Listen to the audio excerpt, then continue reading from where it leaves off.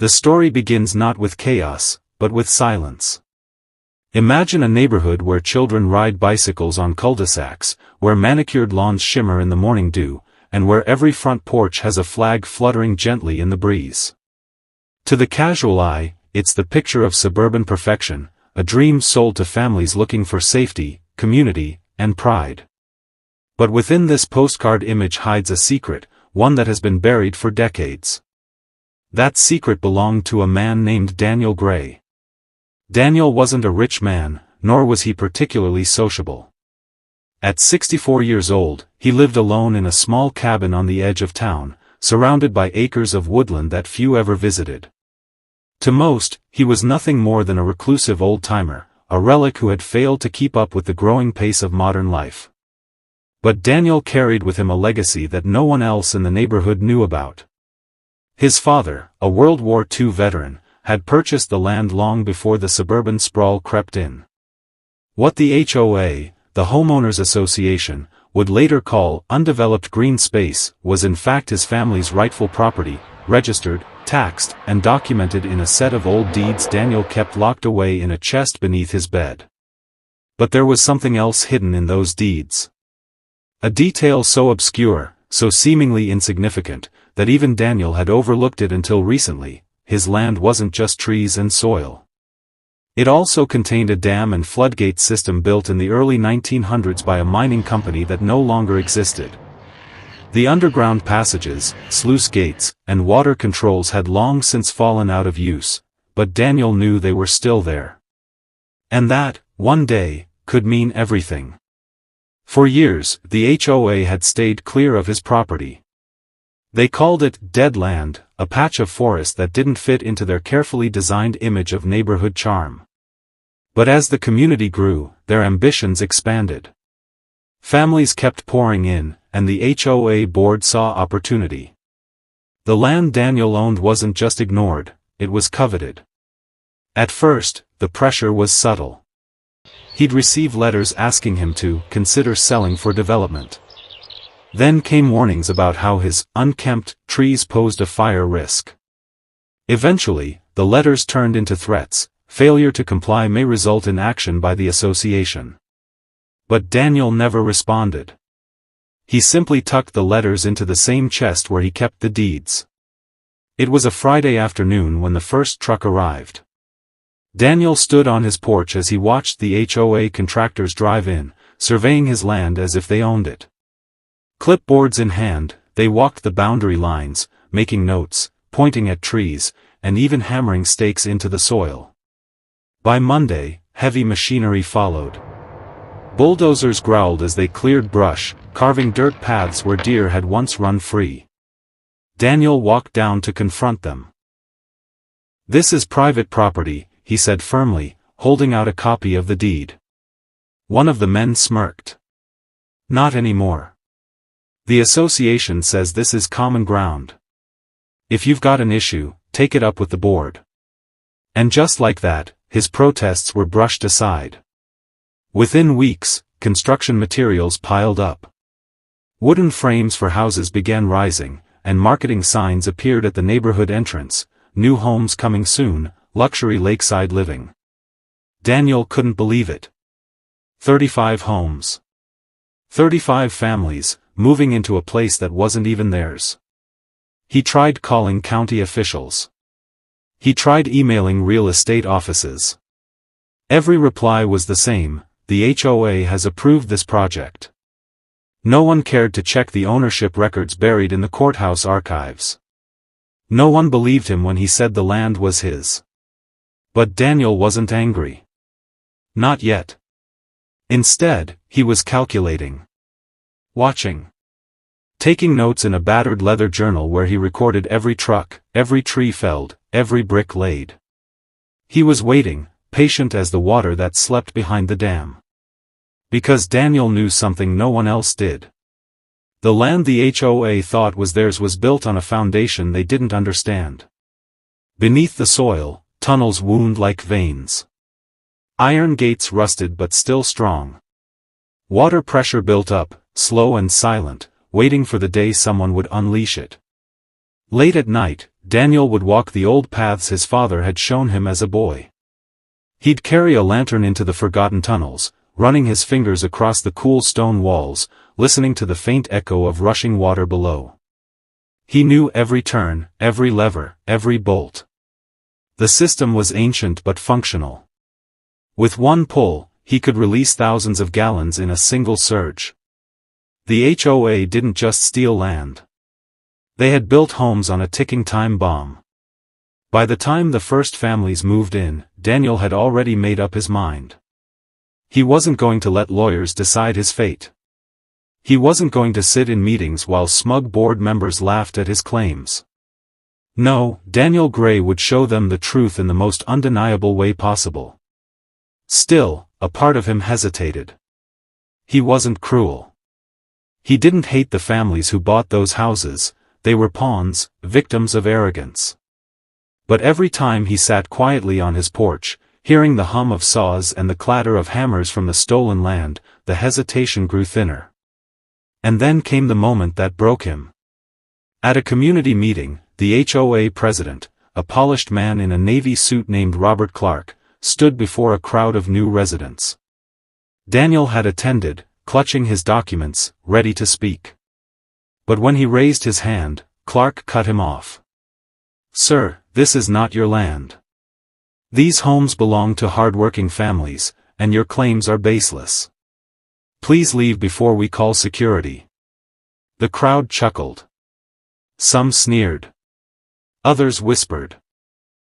Daniel lowered his hand, feeling the burn of humiliation creep across his face. And in that moment, standing before neighbors who mocked him, before a board that erased him, something hardened inside him. The forgotten land had not been forgotten. It had been waiting.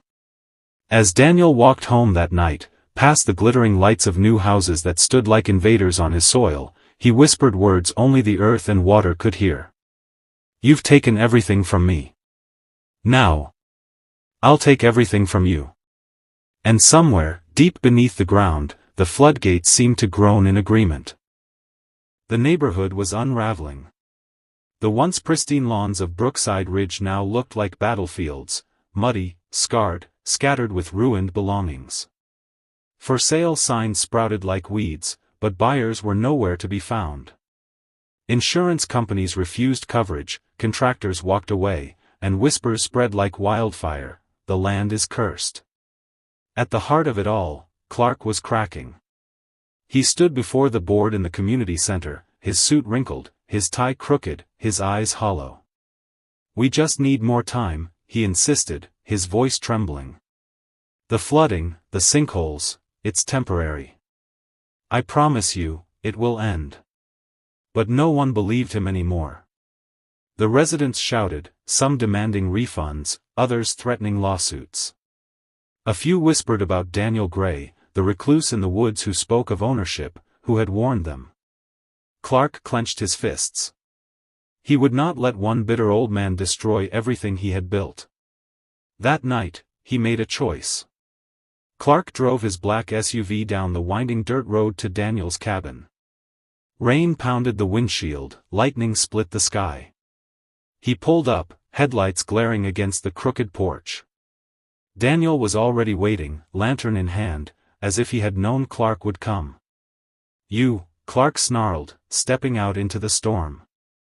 "You're behind this. All of it." Daniel's eyes glimmered in the lantern light. "Not behind it, Clark. Beneath it." Clark charged forward, shoving him. "You think you can scare me with your stories, your nonsense about tunnels and land rights? I'll have you arrested. Institutionalized. This is my neighborhood now, do you understand? Mine." Daniel didn't flinch. He turned, lifted the lantern, and spoke with quiet finality. "Then come. See what truly belongs to me." Against his better judgment, Clark followed. They descended into the tunnels, rainwater dripping through cracks above, the air thick with damp and echoes. The deeper they went, the louder the roar became, until it was deafening. Clark stumbled, his polished shoes slipping in the muck. "What is this place?" he shouted over the noise. Daniel held the lantern high, illuminating the massive sluice gate ahead, its steel teeth glistening with spray. Chains rattled, water foamed and surged, pressing against the barrier like a beast straining to break free. "This," Daniel said, his voice steady, "is the heart of the land. My father built these tunnels. His father before him. They controlled the water, gave life to the valley. And when the developers came, when they dug and paved and built without respect, they woke it. They made it angry." Clark shook his head wildly. "This is insane. You're insane." Daniel stepped closer to the wheel, his hands resting on the rusted iron. "You tried to take what was never yours. But the land doesn't forget. And neither do I." Clark lunged, grabbing Daniel's arm. They struggled, slipping in the wet earth. The lantern fell, sputtering dangerously close to the water before settling on a rock, its flame flickering. "You'll drown them all," Clark shouted, his voice breaking with panic. Daniel's face twisted, torn between fury and sorrow. "I never wanted to hurt them. Only you. Only the board. But you wouldn't listen. You never listen." Clark seized the wheel, trying to wrench it closed. Daniel fought back, their hands grappling, veins straining. The chains screamed as the wheel shifted. And then the sluice gate buckled. With a sound like thunder tearing the earth apart, the barrier gave way. A wall of water exploded forward, roaring down the tunnels, smashing through stone, surging upward toward the neighborhood above. Clark was thrown backward, crashing into the mud. Daniel clung to the wheel, the force nearly ripping him away. He felt the water's power in his bones, the fury of generations unleashed. Above ground, the streets erupted. Yards vanished beneath torrents, cars floated like toys, entire homes groaned as their foundations shifted. Screams echoed in the storm. The flood had come. Daniel staggered forward, pulling himself toward Clark. He dragged the man up by his soaked collar, their faces inches apart. "Look," Daniel hissed. "Look at what your greed has done." Clark's eyes were wide with terror, but behind them, for the first time, was understanding. Together, they stumbled toward the surface. Mud clung to their clothes, water lapped at their heels. They emerged into chaos, neighbors wading chest deep, clutching children, dragging what little they could carry. And there, in the heart of the flood, stood Daniel. He raised his hands, his voice carrying over the storm. "You wanted this land," he shouted, "but it was never yours to take. It belongs to the water. To the earth. To me." The crowd stared, some in awe, others in fear. And for a fleeting moment, Daniel felt the weight of his ancestors, the justice he had sought. But then he saw them, the children crying, the families shivering, the innocent who had become victims of his war. His chest tightened. This wasn't justice anymore. It was vengeance, and it had gone too far. With the last of his strength, Daniel turned back toward the tunnels. He plunged inside, wading through the raging current, forcing himself to the wheel. His hands bled as he fought it, inch by inch, grinding the chains, straining against the torrent. Above, the waters began to slow. The flood subsided. The land exhaled. When it was over, the neighborhood was ruined but standing. Lives were spared. But Daniel Gray was gone. The residents searched for him, calling his name through the wreckage, but he never emerged. Some said the tunnels had collapsed, burying him with the land he had fought for. Others whispered he had become part of it, that the water had claimed him at last. Clark, broken and humbled, never spoke of what he had seen that night. He resigned from the HOA, left Brookside Ridge, and was never heard from again. And as the seasons passed, the neighborhood rebuilt. But even years later, when the rains came heavy and the ground trembled with hidden currents, the people of Brookside Ridge would fall silent, listening. Because somewhere, deep beneath their feet, they swore they could still hear the echo of chains, the groan of a wheel, and the whisper of a man who had loved the land too much to let it go. Daniel Gray. The Keeper of the Water. The Ghost of Brookside Ridge. The next morning, Daniel awoke to a sound that shattered the quiet of his forest. The steady grind of machinery echoed through the trees, rattling his windows. He stepped outside and saw it, yellow bulldozers crawling across the land like giant insects, their steel claws ripping into the earth that his father had once walked with pride. For decades, this patch of woodland had been untouched. Deer grazed in the meadows, birds nested in the pines, and streams trickled softly toward the dam. Now, all of it was being carved into grids, measured into plots, and stamped with the HOA's vision of suburban paradise. Daniel gripped the porch railing, his knuckles whitening. He felt the weight of every hammer strike, every tree that fell. Each crash was a violation, a declaration that his heritage was being erased 1 acre at a time. He walked down the dirt path toward the construction site. The workers hardly noticed him, their hard hats gleaming in the sun as they barked orders at one another. But when he stepped closer, one of them turned. "Sir, you can't be here," the man said, his tone clipped and dismissive. "This is my land," Daniel replied, pulling out the folded copy of the deed he always carried in his jacket pocket. "You don't have permission to be here." The man didn't even look at the paper.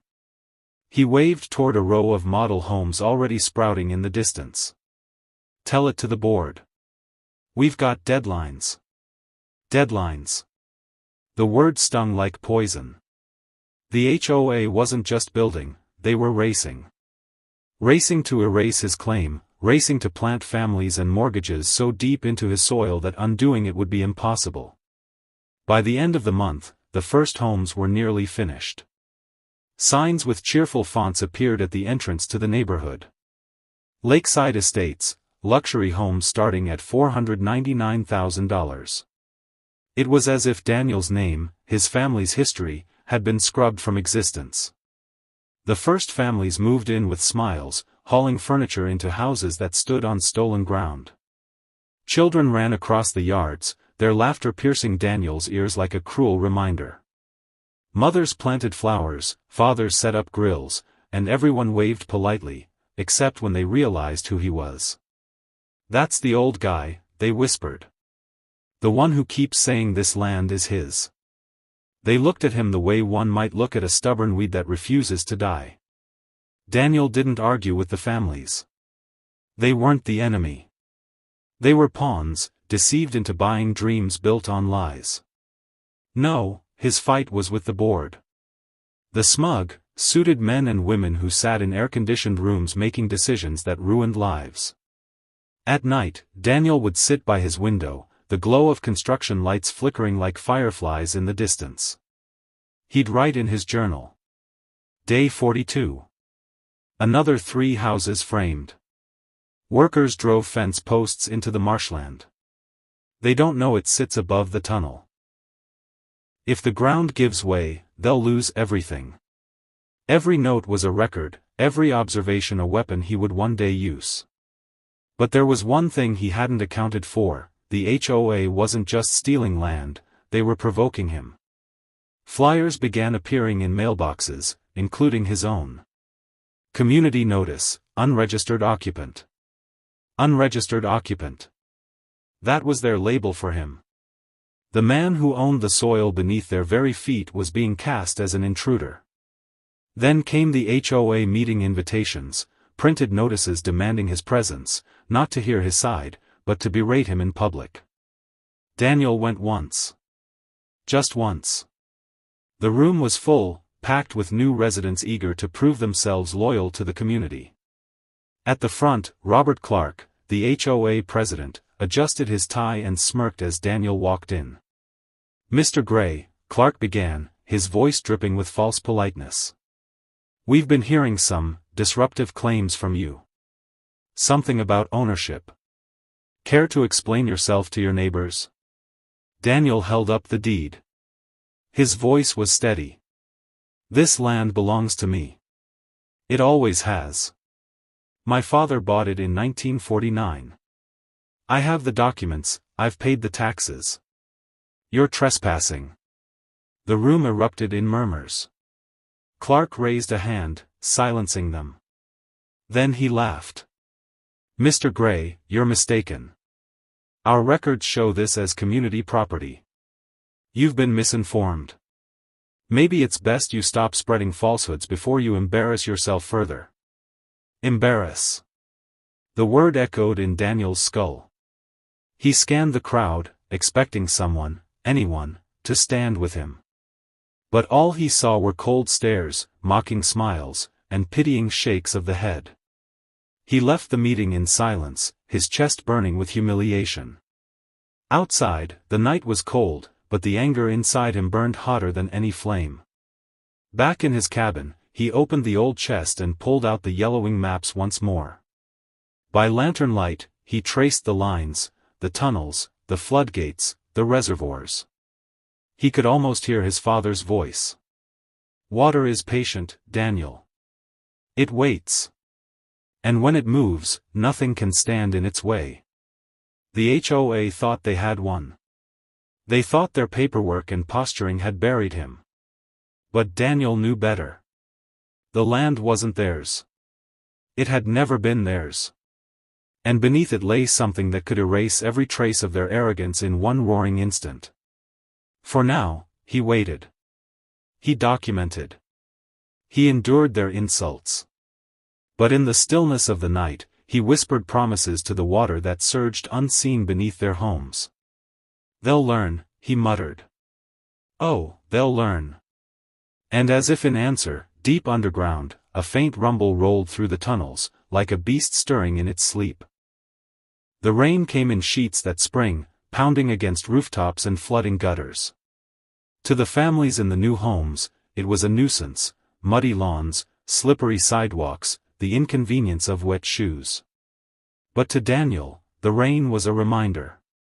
A reminder of the power that slumbered beneath his land.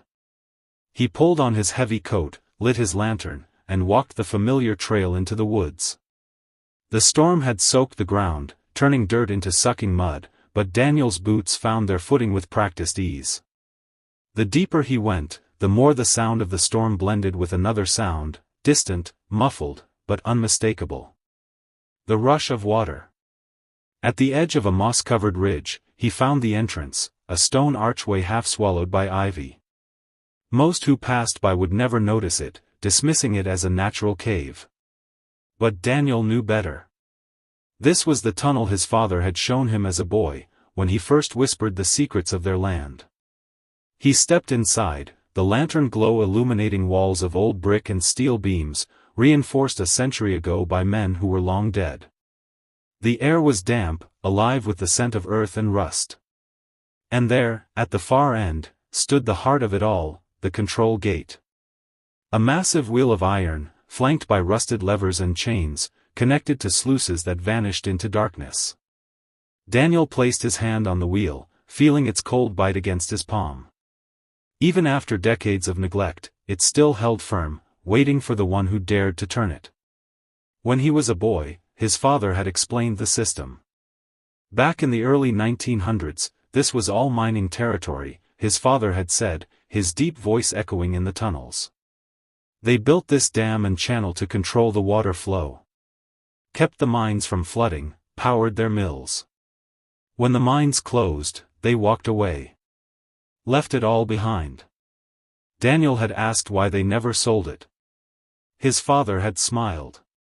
Because one day, son, control of water will matter more than gold. And when that day comes, the Gray family will hold the key. For decades, Daniel never thought much of it. The dam was just a relic, a curiosity. But now, standing in the dripping darkness, he understood. His father hadn't been speaking of industry or wealth. He had been speaking of power. The HOA had built homes directly over these channels, ignorant of what lay below. Their basements, their roads, their manicured lawns, every last piece of it sat atop a system designed to unleash torrents. One turn of the wheel, and the foundations would crack. Streets would buckle. Houses would drown. Daniel closed his eyes, imagining it. The smug smile wiped from Robert Clark's face. The whispers silenced. The families who had laughed at him realizing too late that they were trespassers on a land that answered to no one but him. The thought filled him with a grim satisfaction, but also doubt. He wasn't a monster. These were families, children. Was it right to punish them for the sins of their leaders? But then he remembered the meeting. Clark's laughter. The jeers. The label, unregistered occupant. They had erased him. Made him a ghost in his own home. And ghosts, he thought, have nothing left to lose. Over the following weeks, Daniel visited the tunnels often. By day, he played the part of the silent recluse, walking to town for groceries, ignored or ridiculed by his neighbors. By night, he became a guardian of the underground, testing the mechanisms, oiling the gears, listening to the thunder of water building behind the dam. He discovered something unsettling: the system wasn't just functional, it was primed. Years of rainfall had filled the reservoirs to near capacity. The pressure was immense, straining against the rusted gates. It wouldn't take much. Not much at all. One night, Daniel turned the wheel just slightly. The chains groaned, the sluice gate shuddered, and water hissed through a narrow opening. Hours later, reports spread through the neighborhood: flooded basements, pooling lawns, unexplained sinkholes. The HOA blamed poor construction. Daniel almost laughed. He closed the gate before anyone could suspect the truth. But the experiment proved what he already knew: he had the power to break them. The families grew restless. The HOA scrambled to reassure them. And Daniel? Daniel waited. Patient, calculating, like the water itself. But patience has its limits. One evening, as the sun bled red across the horizon, Daniel received a letter shoved under his door. It wasn't from the county, nor from a lawyer. It was from Robert Clark himself. Mr. Gray, the community has decided that your continued presence poses a disruption to the harmony of Lakeside Estates. You are hereby ordered to vacate your cabin and surrounding land within 30 days. Failure to comply will result in forced removal. Daniel read the letter twice, his hands trembling, not with fear, but with rage. Vacate. Forced removal. They were trying to erase not just his land, but his very existence. That night, he returned to the tunnels. The storm outside raged, lightning tearing across the sky, thunder rolling like drums of war. He placed his hands on the wheel, gripping it tight. 30 days, he whispered into the darkness. 30 days, and you think you'll take this from me? The water roared in reply, hungry, restless, begging to be freed. And for the first time, Daniel whispered back a promise he intended to keep. They won't take this land. I'll drown it before I give it up. As he turned to leave, his lantern flickered, casting long, shifting shadows across the tunnel walls. The chains rattled as if moved by unseen hands. The whole place seemed alive, waiting for the moment when Daniel Gray would make his choice. And above, in their bright new homes, the residents of Lakeside Estates slept soundly, unaware that their lives were balanced on the edge of a flood that could come without warning, without mercy. The first sign came quietly, like a whisper no one paid attention to. On a bright Monday morning, Mrs. Larson, who had just moved into her new home on Brookside Lane, woke to find her basement ankle-deep in water. She blamed a broken pipe. The plumber blamed poor grading around the foundation. The HOA promised it was nothing more than a routine drainage issue. But Daniel knew better. From his cabin porch, he sipped his coffee and smiled faintly. The night before, he had descended into the tunnels with his lantern and turned the wheel a fraction more. Just enough to release a trickle, enough to test how quickly the land above would notice. The water had obeyed him, seeping beneath the shiny new homes until it pooled exactly where he had intended. It was a test, and it had worked perfectly.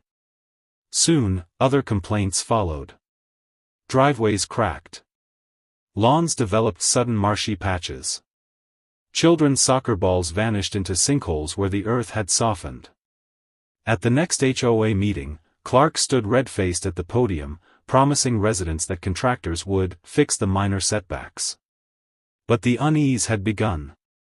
Daniel could feel it, smell it in the air. The confidence of the neighborhood was cracking, like the ground beneath their feet. And he wasn't done. One stormy evening, Daniel ventured deeper into the tunnels than before. His lantern cast long shadows across the dripping walls as he traced the main sluice, a massive steel gate streaked with rust. He had oiled the mechanism days earlier, and now, as he pulled the lever, the gate creaked open wider than ever before. The roar was deafening.